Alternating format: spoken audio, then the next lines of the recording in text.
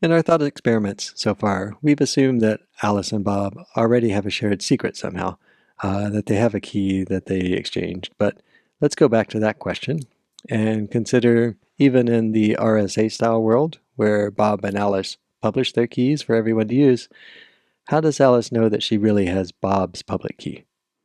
If Alice knows Bob personally, then maybe she got it from Bob's webpage long ago. But if Bob is running some web service that Alice did not care about until just today, how does she know that she's talking to Bob? It is no good, of course, just going to the website and asking the website, what is your public key? Because if Mallory, as the man in the middle, is intercepting Alice's communication with Bob, Mallory could just answer that question with his own public key instead of actually providing Bob's public key. If Alice is asking Bob, are you really Bob, without already knowing Bob, what does that even mean? Well, typically on the web, for example, it means that Alice is contacting Bob's bowling alley, which has a particular address in her city, and she wants some assurance that whoever is running the website really is affiliated with that bowling alley run by Bob. And the way we do this is that there is some corporation, let's say KeyCorp, whose job is to make sure that a website that claims it's Bob Bowling Alley really has something to do with Bob's Bowling Alley.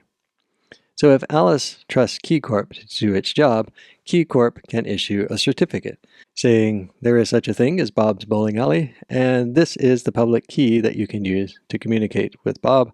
I certify this key. So we need to, in the electronic cryptography world, have something that represents a certificate, like in the physical world. The entity that issues those certificates that Alice trusts is a certificate authority. So there are companies set up whose job is just to validate the public keys of other companies. Historically, a certificate was a piece of paper whose construction was difficult and only possible with the machinery of KeyCorp, or at least very difficult without having their machinery. In the crypto world, of course, we're going to believe that a certificate came from KeyCorp, not because it's printed a certain way, but because it is signed with KeyCorp's public key. And this reduces the problem for Alice to going around all of the businesses in her neighborhood, say, and collecting their public keys, to just getting once and for all KeyCorp's key and trusting anything that KeyCorp has signed. That is, these certificates are going to be encrypted with KeyCorp's private key, and the encrypted content of the certificate is Bob's identity. I'm just using the string B here for that, and Bob's public key that Alice can use to communicate with B going forward.